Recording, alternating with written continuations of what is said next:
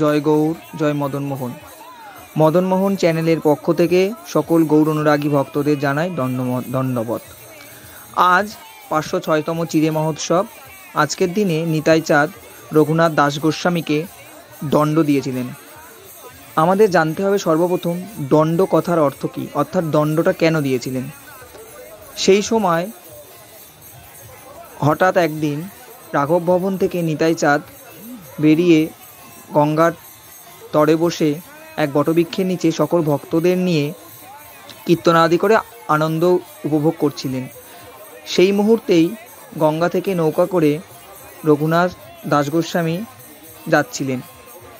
এক ভক্ত হঠাৎ দেখতে পেলেন যে রঘুনাথ দাস গোস্বামী নিতাই চাঁদের উদ্দেশ্যে প্রণাম জানাচ্ছে। এটা দেখে নিতাই চাঁদ তক্ষুনি তাকে ডাকলেন এবং বললেন, তুমি চোরের মতো কেন প্রণাম করছো আমাকে? সাহস থাকলে সামনে এসে প্রণাম করো। রঘুনাথ দাস গোস্বামী অভয়ে আসলেন। তখন নিতাই চাঁদ বললেন, তুমি আমাকে চুরি করে প্রণাম করেছো, এই জন্য তোমাকে দণ্ড দিতে হবে। কী দণ্ড? না, এই যত ভক্তবৃন্দ আছে সকলকে তোমাকে চিরাদধি সেবা করাতে হবে। তখন তিনি খুব আনন্দ পেলেন এবং তার গ্রামে খবর পাঠালেন। সেখান থেকে চিড়ে দধি সব আসলো এবং এই যে মহোৎসব হচ্ছে এটা শুনে পানিহাটি গ্রামের আশেপাশের আরও ভক্তবৃন্দ সব নিয়ে আসলেন। সেইগুলো রঘুনাথ দাস গোস্বামী ক্রয় করে নিলেন। এভাবেই সেই দিনকে সেখানে দণ্ড মহোৎসব হয়েছিল।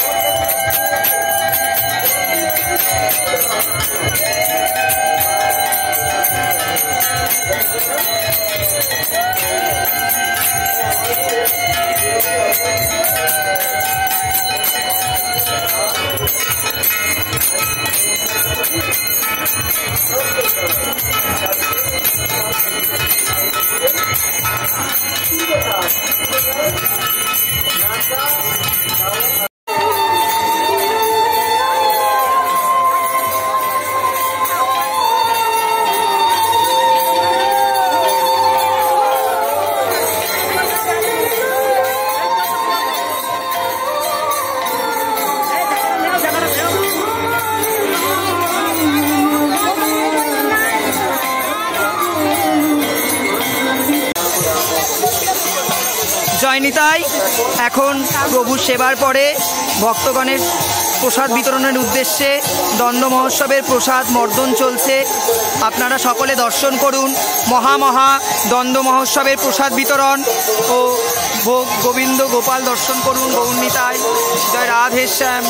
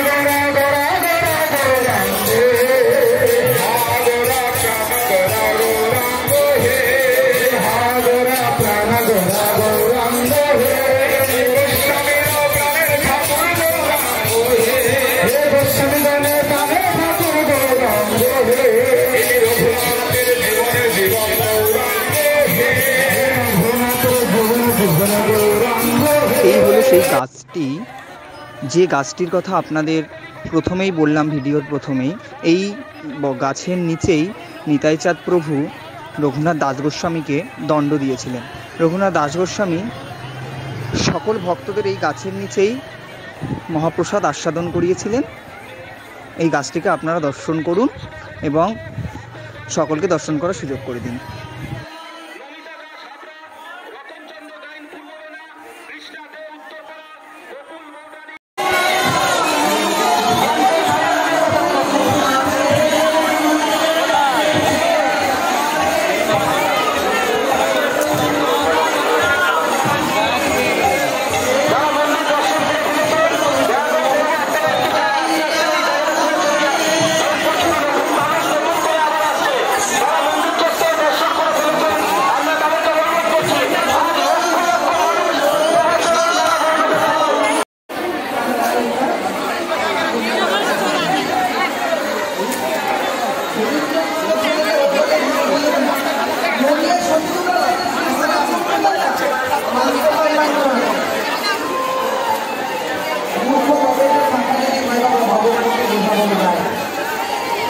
একটু দূরে